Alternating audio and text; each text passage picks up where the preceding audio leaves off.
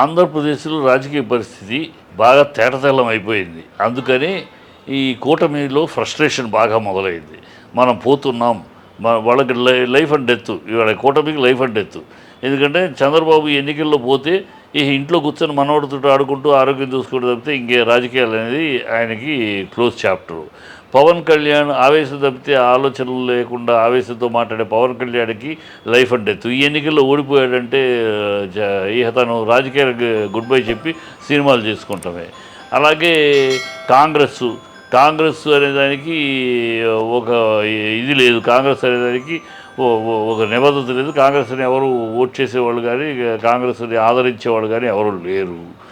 BJP సరే, బీజేపీకి ఏముంది, ఇక్కడ ఏమీ లేదు.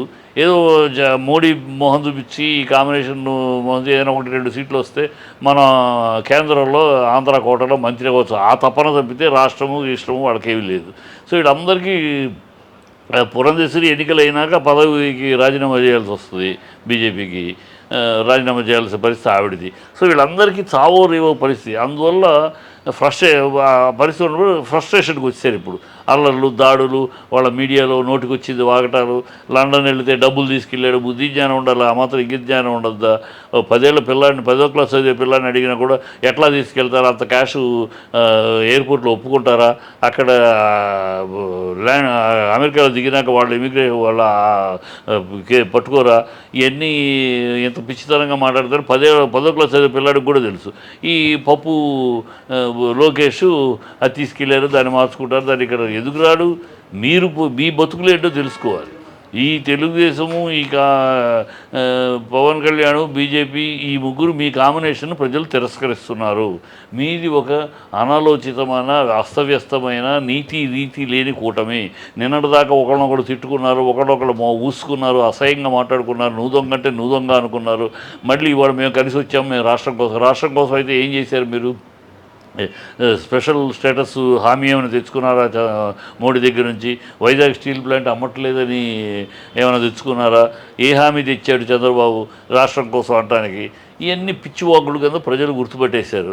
వీళ్ళు వస్తే వాలంటీర్ వ్యవస్థ తీసేస్తారు, సంక్షేమ పథకాలు ఉండవు అనే భయాందోళనలు కూడా ప్రజలకు వచ్చారు. అందుకని మూకుమ్మడిగా వాళ్ళు ఈ చంద్రబాబు కూటమిని తరమగొట్టే పరిస్థితిలోనే ఉంది తేటతెల్లం.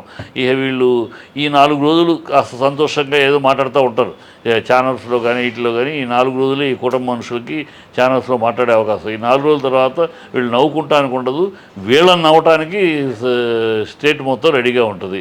స్టేట్ మొత్తం ఎప్పుడు వీళ్ళ నవ్వులు పాలు అయిపోతారు. వీళ్ళను చూసి నవ్వుకుంటూ ఉంటారు. స్టేట్ మొత్తం ఓటర్సు ఘనమైన తీర్పు చెప్పబోతున్నారు. ఆంధ్ర రాష్ట్రానికి పట్టిన దరిద్రం, రాజకీయ దరిద్రం ఈ చంద్రబాబు అనేవాడు ఈ ఎన్నికలతోటి తెలంగాణలో కొట్టుకట్టేసినట్టు చంద్రబాబు ఇక్కడ కూడా కొట్టుకట్టేస్తాడు. ఇక నారా తెలుగుదేశం అనేది ఉండదు. అది ఒక తర్వాత దశాబ్ద కాలపడి నారా తెలుగుదేశానికి స్వస్తి పతనం, స్వస్తి గ్యారంటీ. మళ్ళీ అది నారా తెలుగుదేశం నుంచి నందమూరి తెలుగుదేశంగా రూపాంతరం చెందినాక, మరి ఒక దశాబ్ద కాలంలో ఆ రూపాంతరం చెందినాకే దానికి మళ్ళీ తెలుగుదేశానికి భవిష్యత్తు. తెలుగుదేశం చచ్చిపోదు, నారా తెలుగుదేశం చచ్చిపోతుంది. నారా తెలుగుదేశానికి పుట్టగతులు ఉండవు. ఈ నందమూరి తెలుగుదేశంగా అది రూపాంతరం చెందాలి. ఆ నందమూరి రక్తంతో ఇది వెలిసిన పార్టీ. అది నందమూరి రక్తం చిందించి రక్తం చెమటగా మార్చి పోరాడి పెట్టిన పార్టీ. ఆ పార్టీకి ఈ మళ్ళీ నందమూరి తెలుగుదేశంగా మారినాకే, ఆ పునరావృతం అయినాకే, దానికి పునర్నిర్మాణం అయినాకే దానికి భవిష్యత్తు. అది ఒక దశాబ్ద కాలం పడుతుంది. ఇది రాబోయే దశాబ్ద కాలంలో తెలుగుదేశం ఈ రాక్షస రాజకీయం, ఈ అబద్ధాల ఆరబోత రాజకీయం, వెన్నుపోటు రాజకీయం, ఈ యూటర్న్ రాజకీయం, దోచుడు రాజకీయం, ఎన్నిటికీ స్వస్తి పలుకుతున్నారు ప్రజలు ఈ ఎన్నికలతోటి. ఇక పవన్ కళ్యాణ్, నాయన నువ్వు సినిమా హీరోగా అందరికీ నచ్చుతావు. ఈవెన్ నేను ఇప్పుడు చెప్తాను, నాకు కూడా పవన్ హీరోగా one of the star hero.